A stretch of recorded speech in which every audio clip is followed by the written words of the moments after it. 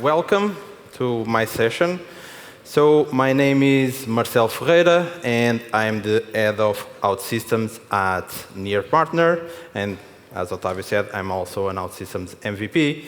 And today I will be here to talk about how you can unlock the power of event-driven architecture. But before going on, I would like to do a raise of hand and try to understand how many of you already heard about event-driven architecture. Nice to see that a lot of you already heard about it. And how many of you already use it in an OutSystems project or any project? Okay, we already have some people that use it. That's nice to hear. But since many of you didn't hear about it, I will give you some context on how event-driven architecture works, how you should use it, when you shouldn't use it, and I also will give some real-world examples of applications that normally use this type of architecture, and then I will do a demo on how you can accomplish this in OutSystems. So this will be redirected to O11, but all the concepts that we'll be talking before will be very helpful if you decide to use this in ODC. So what is event-driven architecture? So nowadays, most of cloud-native applications use a microservice architecture, and they use REST APIs to communicate between components. But on the case of event-driven architecture, it promotes the decoupling of my components. So I don't want to connect them by using a REST API. So how I can make and pass information from one component to the other? I would use events. So events can be anything that happens in your application, like a user logins into your application, a user search for something, creates something, change the status of a process. So any action or status of your application can be an event. So now I have my application raising many events. So how I make them reach my other components? So I do this by using an event broker.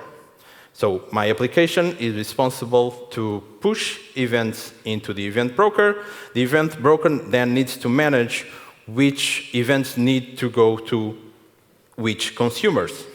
So we have the consumers that will receive those events, but they only receive the events that they subscribe to. So basically, these consumers need to tell the event broker in which events I'm interested in.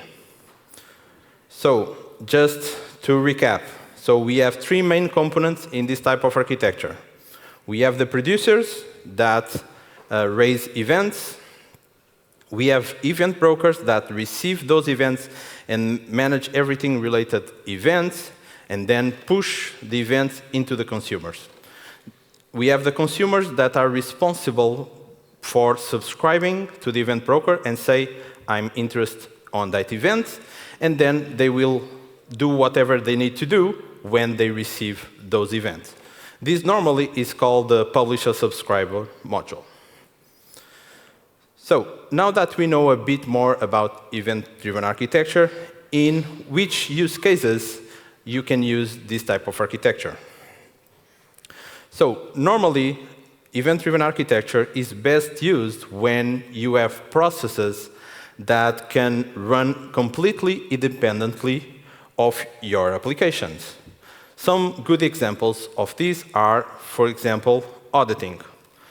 The main goal of your application is not to audit your application. So you can let other services that only take care of this and audit asynchronously all the events that happen in your application. So another use case is like back-end processing.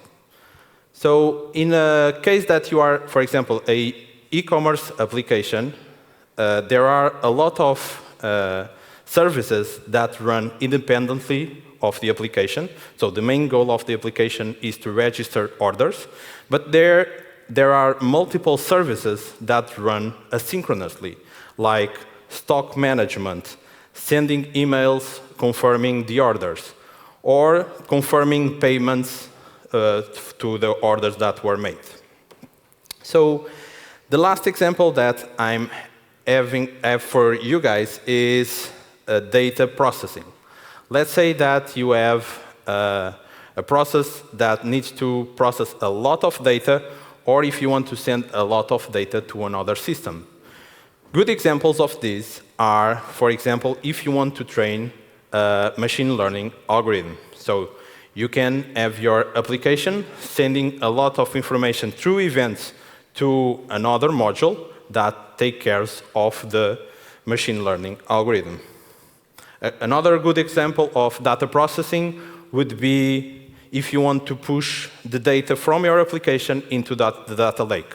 We all know that data lakes are slower than databases, and since you don't need to be pushing it all the time, you can do this asynchronously and independently of your main application.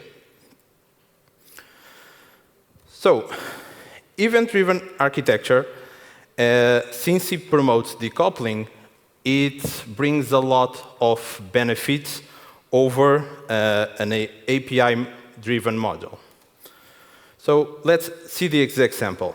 We have a service 1 that, through a REST API, connects with service 2. This means that they have a contract between both of them. So if I change the interface of service 2, the service 1 also needs to be changed. This kind of system is also less reliable, because if I could design my architecture in a way that service 1 depends on service 2 to work, it means that if service 2 goes offline, the service 1 will also not work. Because in event-driven architecture, we promote decoupling, this doesn't happen, because both service 1 and service 2 depend on an abstraction of that communication. And that abstraction is the event broker and the events. This basically gives all the benefits that we have with event-driven architecture. For example, for scalability reasons, I have service 2, and for some reason, my service 1 will start raising so many events that my service 2 will not be able to process them all.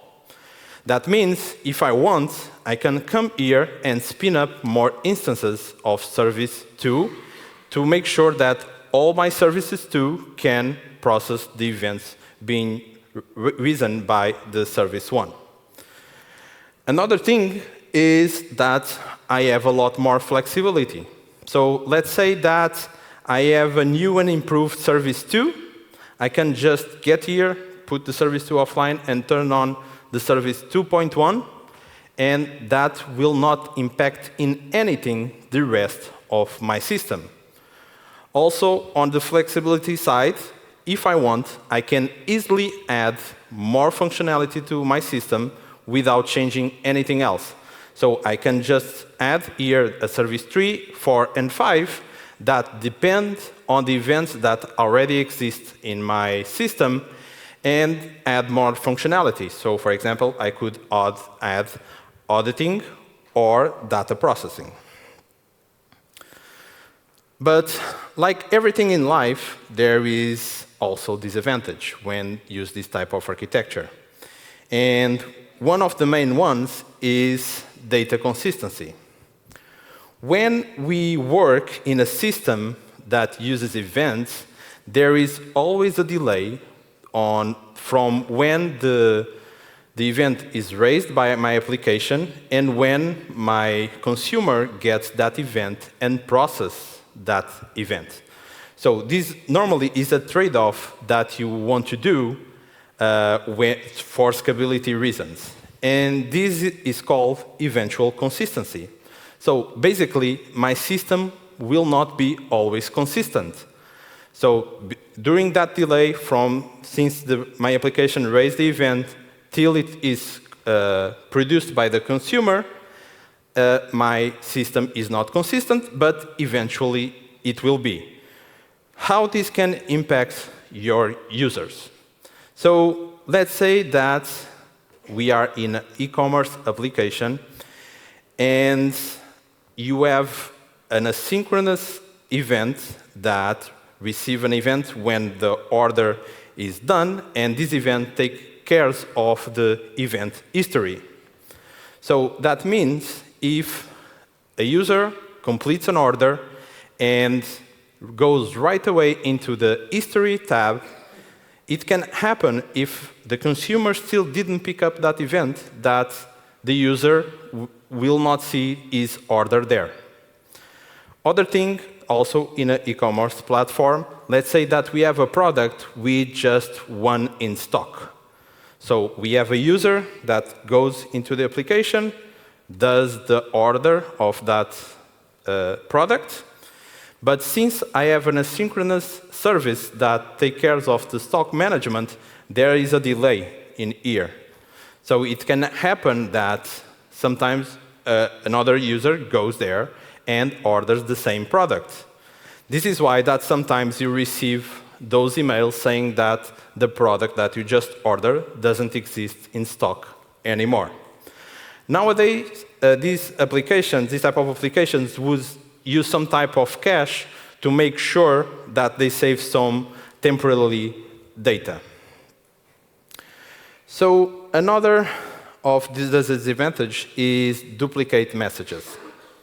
So although it's not normal because of the advances of the event brokers, because of its distributed nature and also because of connection problems, it can happen that sometimes we receive duplicate messages.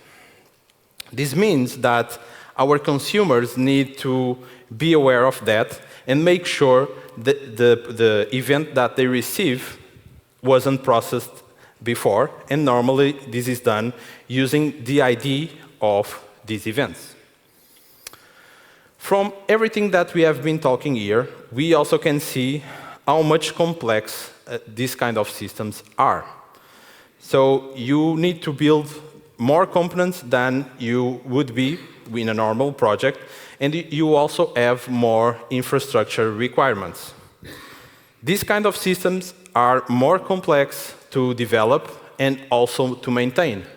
For example, if a developer wants to debug a system like this, he needs to have the full understanding of all the flows of the events that exist, because he needs to know which events are raised and when, and what the other services do when they receive those events. Because if he doesn't know that, he will not be able to debug the system. Of course, event-driven architecture is a complex architecture, but there are a couple of good practices that you can use to make your life easier. So the first one is you should also always have a clear definition of all the events that you are raising, because you want to have a good match between the events that are raised and the events that your consumers are publishing. The other thing is really important to use a reliable event broker. So you want something robust and especially fault tolerant, because you want to make sure that your system have the integrity that you need. So you don't want an event broker that keeps losing events. Because of eventual consistency is also very important to monitor your systems. You need to make sure that you find all the bottlenecks and performance issues that could be impacting your users. So, since we are talking about eventual consistency, it's also very important that you understand how this works. Because when you are designing a system with event-driven architecture, you need to make sure that you do the correct trade-offs between eventual consistency and the responsiveness of your application.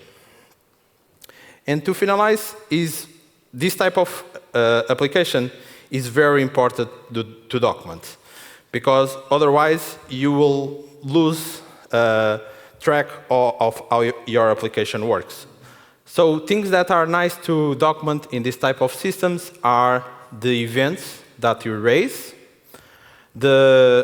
which events your consumers publish to, and also to know what they do when they receive a specific event. So, some real-world examples of applications that use this kind of architecture. So, we already talked about e-commerce. So, e-commerce, the main goal of the application is to register orders of your clients.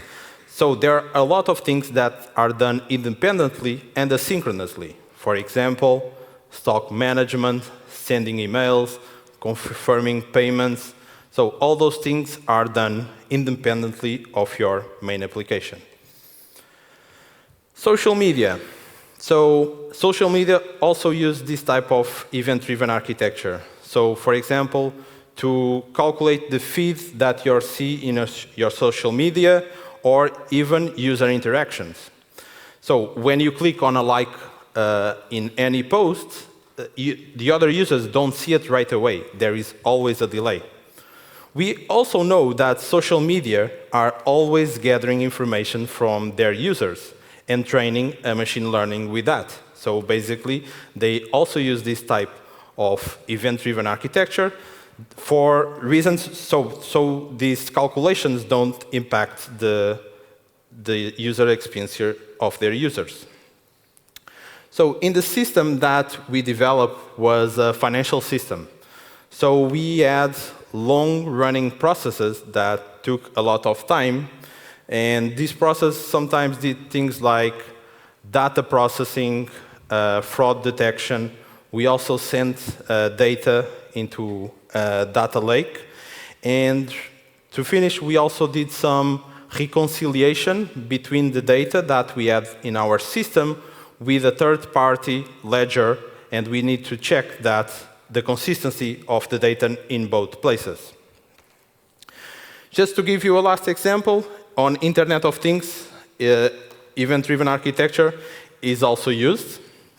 So they use this to gather all the information that comes from sensors. They also use events to device communication and for automation. Okay, demo time.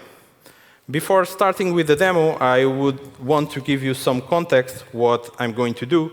So basically, we use the simple notification service from Amazon as our event broker.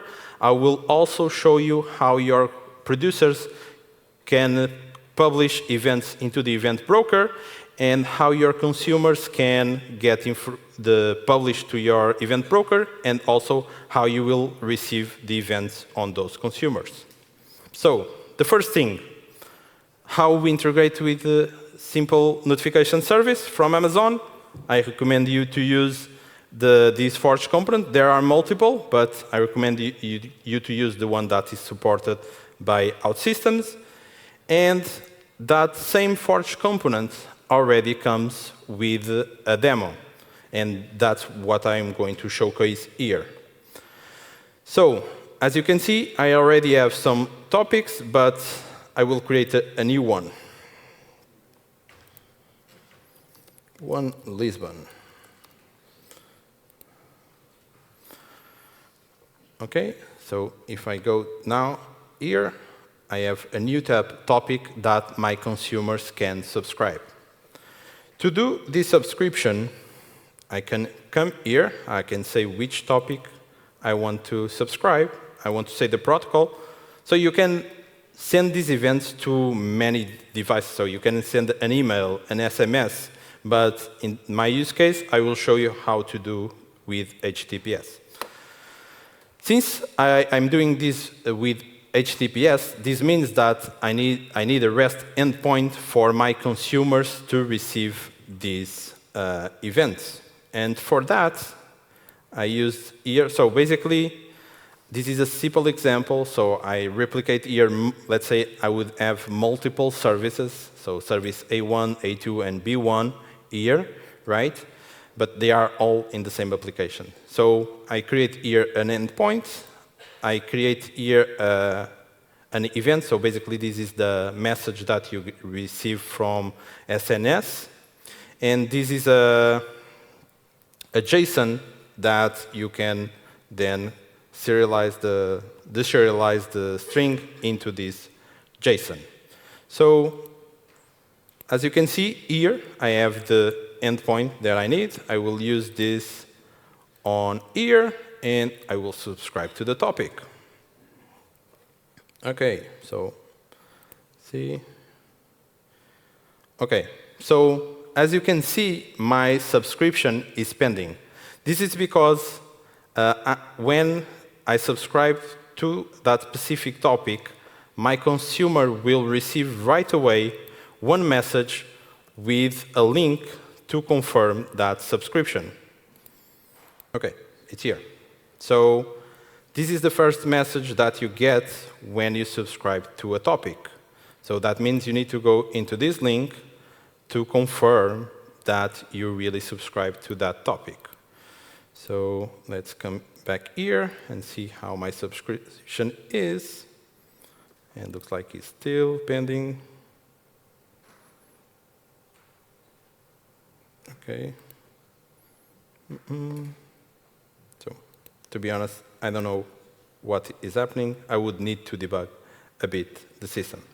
So anyway, so what would happen is when I would come here, I could just create, so I could publish, OK? And I could select which topic I want to publish an event. The target ARN doesn't matter, because this is just to old SNS integrations. And I could create here any message, OK? And I would click Publish. So since I'm having some problems, I would say that I will not receive the message. Oh, but it looks like I did receive the message. So you saw me that I put just a string there as a message, but normally you can use this for anything. Normally it's used like a JSON. You can add information about multiple things. Let's say that you want to log which user logged in into your application. You can raise an event called user login. And on the message, you could include the ID of that user in a way that your audit service knows which user logged in into the application. So just to show you how this would work, now showing you the code. So basically, our Forge component, it has a topic publish. So your producers need to use this topic publish to publish the events into the event broker, and the consumers will get the message on their endpoint. Some recap on this. Use the Forge component from the one that is supported by OutSystems. You can also, then you need to expose an endpoint in your consumers. I will add a small Forge component that will show you the format on how you can build these endpoints. You need to subscribe your consumers to the topics. This can be done in multiple ways. So I could have gone directly into AWS SNS and do this subscription. You can also use the demo from the Forge component.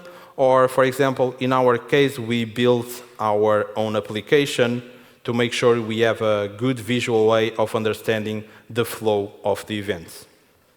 So, and to finalize, you just need to make your publishers call that action publish on the Forge component, and you will be sending the message into the event broker. So, what we learned today. So event-driven architecture, by promoting the coupling of components give you tools to tackle a lot of complex problems. But before diving into event-driven architecture systems, make sure this is the right approach for your project. So you need to make sure that you really need all this complexity of asynchronous process, eventual consistency, but you will, as trade-off, you will get all the scalability and flexibility that this type of architecture gives. Event-driven architecture is a powerful tool, but like any tool, is most effective when used on the right context. So, I would be happy to answer any questions that you guys may have. Hi. Hello. The broker that you download from the Forge, it's online, right? So yes. If this architecture cannot be done in an intranet, so the broker it's in the cloud, right? Yes. So what is on the Forge is not the broker, right? The broker is on AWS servers. The Forge component is what lets us connect with that broker that is on the AWS cloud. Thank you for the presentation. My first question is, based on your experience and with the size of the messages and stuff like that, what would you actually advise? Because I don't know, for example, we could use JSONs to do communication and to transfer more complex objects, but will a very big JSON all the time with a lot of messages start to have some performance degradation on the queuing? What is your experience in that? So my experience is you should use messages that are as simple as you can. Not just because of performance, but you will also add complexity if you add more information to your messages. So the goal is to give just the information need to the consumer be able to do his job. And this job can be go and search for stuff in other databases, okay? So you need to, it's just minimum for the other systems be able to work. So more like a notification system, and then if the other system that's waiting for that message, then you should maybe call a REST API to actually get more info to be able to process, for example. See, yes, that would be the case. So you need to be simple, and in our example was we try to use mostly IDs to make sure that our consumers had the right context. Okay, it's not about question. I want to make comments about this example. In fact, it's read-write. You're writing less, reading more. Because this example, because if you will, because like it's similar to notification, but you need to segregate between write. Write should be very simple. So very simple, but read, you can read as much as you want. Yes. Like consumer. Yes, but on the event, you don't want to put the full record exactly, of everything. Because event, it's your right. Because you're writing event, yes? Yeah. But reading is about not only about particular signal, about maybe whole context of event. This one is like you need to segregate. Yes, so you want to decouple your components the most. So you want them to work as independently as you can. And I have another comment about your example. Sure. You mentioned about inventory availability. Yes. Inventory availability, it's not maybe should be event-driven mechanism. It should be its status of inventory. Yeah, that can be true, but the thing is, well, the systems where you normally have the data for your stock normally are like SAP or something that can be really slow. No, I'm not talking about. If you want to know, like, for example, status of inventory, you need, let's assume your inventory is object, like business object. In this case, call this business object, ask business object about status. It's not about send message and try to calculate. Yeah, that's true, but also can happen that your stock management service that you are asking what is the stock, it still didn't receive the event of saying this product was sold. In this case, you don't need event because it should be internal. It's product problem. Sorry, it's object problem. How status will be changed? Yeah. No, it's only a comment. It's a comment. Because, okay. Yeah, it's maybe I'm wrong, but same time it's only my. Your understanding of the thing. Okay. Yes. Because it's like status is one thing, but same time like it's messaging it's another thing. Yeah. So how do you handle distributed transactions in this architecture? What do you mean by distributed transactions? You commit in one system, you send an event to the other that needs to commit also. If that fails for somehow, do you need to implement some type of extra logic to roll back on the original system? So, no, normally on these cases, there's no rollback because the goal of your other system that, for example, on e-commerce, he did this job, so he registered the order. The order was registered, and if then you send the event to the stock management, and on the stock management something fails, you cannot go and say that the order wasn't registered. What you need to do is, for example, if you don't have the product in stock anymore, you need to prepare your system to have a next status on your order, for example. But, for example, there is no rollbacks that like we have on other types of systems. Okay? Okay, thank you. No problem. Hi, Marcel. Thanks for your presentation. I had a question around security and authentication. So that's something you haven't covered in the demo, but how would you authenticate the messages you're getting from SNS in this case? So on these cases, you can add like something like something on the message that identifies that it comes from the other system, right? So you would need to have a private key, and you can even use private key and public key if you want on these cases. So you will receive something encrypted, you will get it, and then you will decrypt it, and you will understand, no, this event that I'm getting is from a source that I know. So you did mention the negative aspects of this design as well. Sure. So how do you define if the application should have this kind of architecture driven?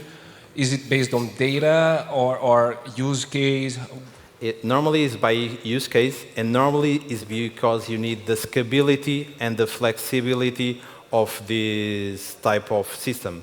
For example, on our case, we were always creating more services, and we didn't want the impact of those new developments impact the rest of the application. So we needed that flexibility. And since we had things that run for a very long time, we needed those to run asynchronously.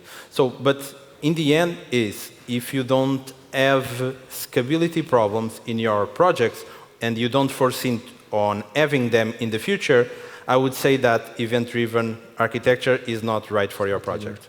Okay. Thank you very much. All right, that's a wrap. Let's give it up to Marcelo.